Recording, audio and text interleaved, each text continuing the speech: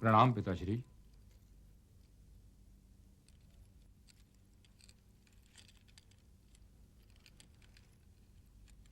आयुष्मान भव पुत्र, आयुष्मान भव। इस रणभूमि में आपके मुंह से विजयी भव सुनने के लिए मेरे कान तरस गए हैं पिताश्री।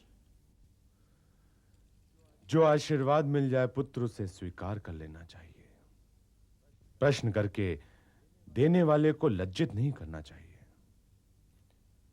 तुम क्या जानो, तुम जो मांग रहे हो वो देने वाले के पास है भी कि नहीं, और यदि है तो कदाचित वो देना नहीं चाहता, और यदि नहीं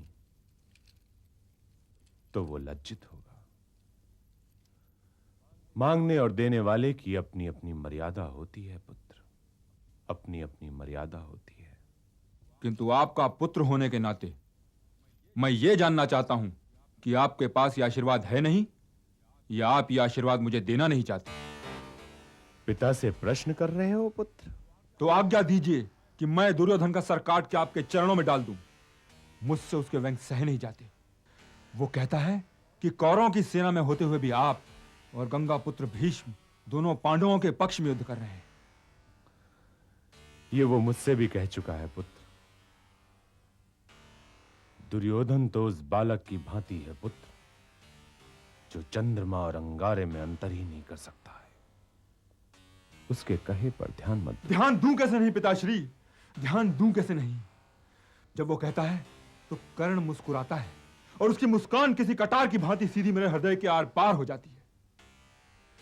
और इसीलिए मैं आज आपसे यह असभ्य प्रश्न कर रहा हूं। मुझे बताइए पिताश्री, मुझे बताइए कि आप किसके पक्ष में हैं। कदाचित मैं तुम्हारे पक्ष में हूं पुत्र, तुम्हारे पक्ष में, किंतु तुम मेरी और गंगा पुत्र की पीड़ा को नहीं समझ सकते। हम अस्त होते हुए सूर्य हैं पुत्र, और जब तक हम अस्त नहीं हो जाते नया सूर्य उदय नहीं हो सकता। इसलिए तुम हम लोगों की चिंता मत करो, हमें अस्त हो जाने दो। यही हमारी नियति है और यही हमारा ऐतिहासिक कर्तव्य है।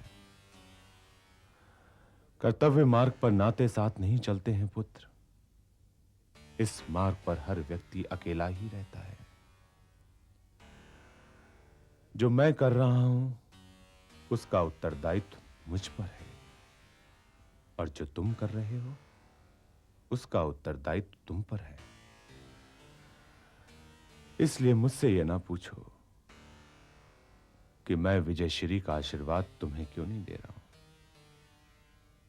जो आशीर्वाद दे रहा हूं उसे प्रणाम करके स्वीकार करो, और यदि ये युद्ध जीतना चाहते हो तो अपने बल पर जीतो, क्योंकि ये युद्ध आशीर्वादों के बल पर नहीं जीता जा सकता है, नहीं जीता जा सकता।